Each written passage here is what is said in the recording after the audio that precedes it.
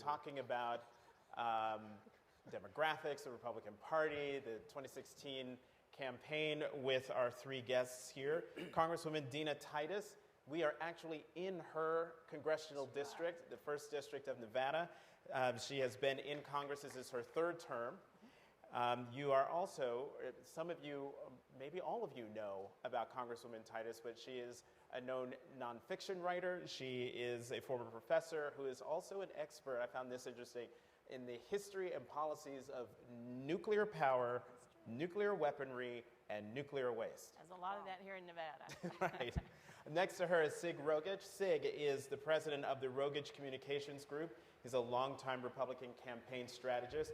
He's also the former United States ambassador to his native country of Iceland. And he was a senior assistant to former President George H.W. Bush in the White House. Sig, thank you for being here. Thank you. And last but not least, Maria Elena Salinas is one of the most recognized Hispanic journalists in the United States. She is co-anchor of the nightly newscast Noticiero Univision and co-host of the news magazine Aquí y Ahora. Please welcome our three panelists.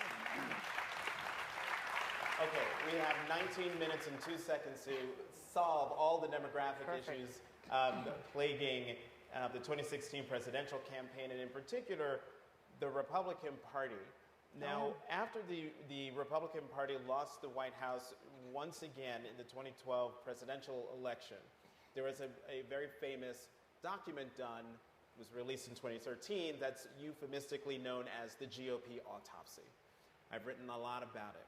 And my favorite line in the autopsy comes from none other than former House leader Dick Armey.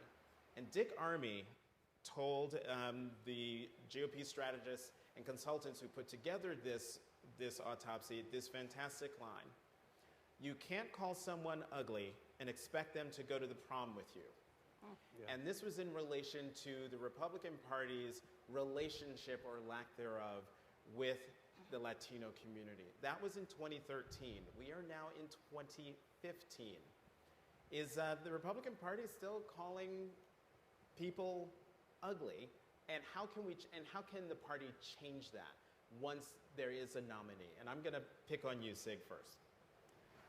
Well, I hope they're not calling them ugly. There's a lot of them, and I don't think that if we repeat the election statistics that we had in the last election cycle, where we got 25% of the Latino Hispanic vote, it's an unwinnable election, in my opinion.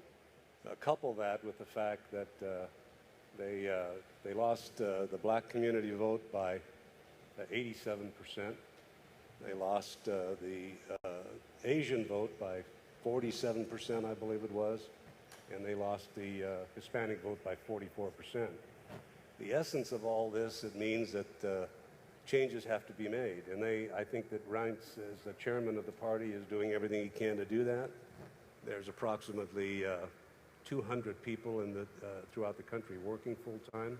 There's 150,000 volunteers trying to reach out and touch base with the communities to change that whole dynamic. And something transformational happened, for this is a party that Ronald Reagan won significantly among the Hispanic voters, and 20 years later they lost it in the same dramatic fashion. So I think they recognize that. I think there's an opportunity to reach out. I think that Republicans share the same values that are important to the Hispanic, Latino community. I know that if you were to list their key issues, you talk about jobs and the economy, you certainly talk about taxes, and one of the other more important issues that they're focused on in those communities is the increase in the minimum wage. And I don't think Republicans have done a good job of telling the reasons why they shouldn't have that. You said that in your response in terms of the Latino community, there are a lot of them. There was a report done by a Republican outfit called Insurgent Republic, where they had this spectacular statistic. This was in 2015, so 2013, their statistic was every month for the next 20 years, 50,000 U.S.-born Hispanics turn or become eligible to vote. And that leads me to you, Maria Elena. You know, I want your response to what Sig had to say, but also your observations of what's happening in the middle of the Republican primary process. Okay, yes, it's true. Every 30 seconds, a Latino turns 18. And one thing that people need to understand is that the image of Latino community is usually immigrants, and they're not. The majority of the growth in the Latino community is of U.S.-born Hispanics. So their potential is tremendous. It is estimated that in 2016, there will be 28 million Hispanics of voting age. Sid was right in saying that there's a great potential there. There is a great opportunity. However, that opportunity is not being taken advantage of. And are they still calling them ugly? I think it's worse than calling them ugly. They're calling them criminals and rapists, and they're blaming them for the crimes and for drug. Okay, you can say that it's one candidate. It's one candidate saying those names, but then you have the rest of the candidates that did not come out and defend the Latino community and did not come out and say, it's not true, this is not happening. So, you know, he's right when he says that there are issues that are very important to the Latino community. In the last Univision poll, number one issue is jobs in the economy, number two is education, number three is healthcare, and immigration is number four. It's number four, but it's in the it's still in the 90s. And immigration is an issue that people feel very passionate about. It's one of the issues that drives their Latino vote. And even though Latino voters don't have an immigration problem because they are citizens, they either at one point were immigrants, they have someone in their family or a friend or neighbor who are immigrants. And when you insult undocumented immigrants, there's a feeling that you're insulting the whole community. And that's why it's a very passionate topic for everyone in the country on both sides of that topic. Congresswoman, I mean, we're in your district. Are you seeing that passion that Maria Elena is talking about? Well, absolutely, but I would remind you that it's not just the Hispanic population. In District 1, the Asian population is the fastest growing ethnic population across many countries in Asia. I have the most diverse district in the state. We've got everybody from Thailand to Ethiopia. It's a very interesting district. But I would go back to the point about calling them ugly. Aside from the rhetoric that you hear from the people who are running for president on the Republican side, let's look at the policies that the Republicans in Congress have stood for. They will not bring immigration reform up for a vote. They've been opposed to the Voting Rights Act. They didn't want the Violence Against Women Act to apply to Native American women or women who are undocumented. That's called them pretty ugly, if you ask me, and it crosses a lot of different ethnic boundaries. Sig, go ahead. I want to make just a couple corrections, if I might. First of all, it's 60,000 that are born monthly. It's not 50, so the number's even higher from what I've been able to determine from all the stuff that I've read about it. And there was one candidate, Jeb Bush, who did apologize and did after Mr. Trump for those ridiculous remarks that he made. So I'd like to give him credit for that. And I think there's an understanding among the Republican Party candidates that they're not going to win in 2016 unless this is corrected. And I think they have time to correct that, and I think you'll see things that are a reflection of that. We can debate about the Immigration Act, and it's debatable as how you get there. But I think that there have been some precise plans and opportunities put forth that are just going through the same process that everything goes through in Congress. It's a debate until you die issue, and then it goes away, but it stays there. It's one of those kinds of things that goes on. I know that they certainly would like to find a reform package that's reasonable and that's well represented on both sides of the aisle. So I think that those will be forthcoming. I would remind you that a bipartisan bill passed the Senate, so we have had that debate and had bipartisan support. That's right, and it's the House that just will not even bring it up for a vote. Well, maybe we'll see some changes there. I don't know. It's just funny. I have this theory that the day that John Boehner decided that he was going to resign happened to be the day after the Pope spoke in Congress. And John Boehner is actually the one that decided not to put the immigration reform up for a vote. And I just wonder how much the words of the Pope resonated and and went, overnight as he was sleeping, and made him decide in the morning that I'm going to resign today, after the Pope said, you have to see foreigners and immigrants, don't be afraid of their numbers, see them as human beings, see them as people, see their faces, hear their stories, and you see John Boehner in the back crying. So I wonder if he has a change of heart, and if maybe before he leaves, he will put it up for vote. That was the question I was going to ask. Do you think? Speaker Boehner leaves on October 30th, and Sig, there are a lot of big issues sitting out there for the potential next speaker if John Boehner doesn't take care of it. The comprehensive immigration bill, the raising of the debt ceiling, the budget, the continuing resolution that expires on December 11th.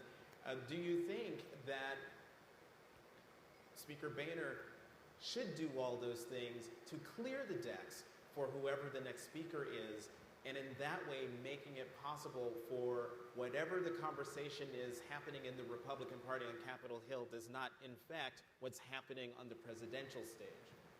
Well, if that could be done, yes, that would be ideal. But he's only got 2 weeks to do it, and as a practical matter, for the next 8 days. And as a practical matter, I don't think you're going to see that. That's right. But I would remind you, let's not make Mr. Boehner a hero. He's been opposing this for a long time. It's kind of like Richard Nixon. He looks good in retrospect after some of the things that have come since him. Let's don't give Mr. Boehner too much credit. This crowd is a little stacked, by the way. I hear a lot of clapping going on.